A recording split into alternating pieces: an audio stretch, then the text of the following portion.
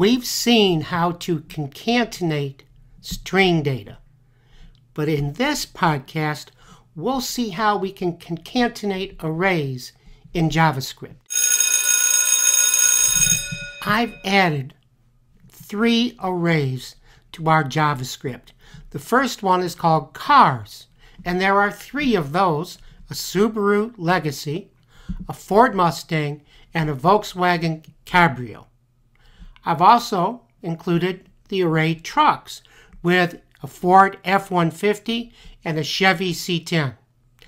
And finally, I have an array of motorcycles with one element, a V-Star 1100. Now, what I want to do is to concatenate these 3 arrays into a new array called vehicles. That's our problem.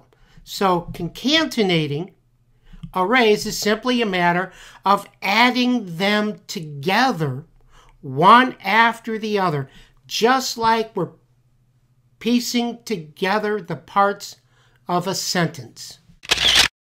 We've seen how to make arrays.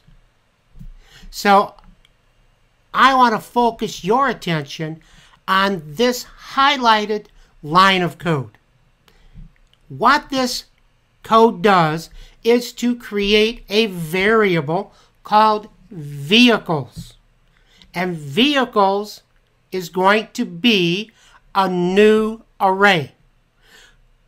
We're making it equal to cars. Now, cars is an array. So what happens is we take all of the elements of cars and copy each one in order into vehicles.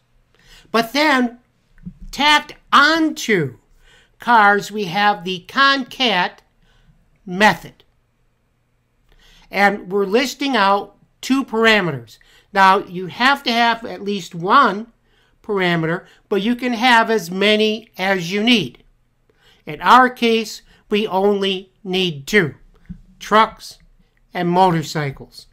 And so what happens is it takes the elements from trucks, the F-150 and the Chevy C10, and adds them in sequence to vehicles.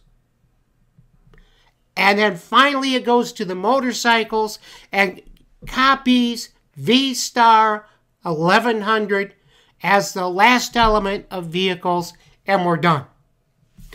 Now, I'm going to write it out to our web page so we can see what happened. This is the web page that we looked at moments ago. It has our 3 arrays. We're going to refresh it, and our JavaScript added the new array, which consists of all of our cars, from the Subaru Legacy to the Volkswagen Cabrio, our trucks, and finally the motorcycle V-Star 1100. So concat is useful in combining existing arrays into a new array.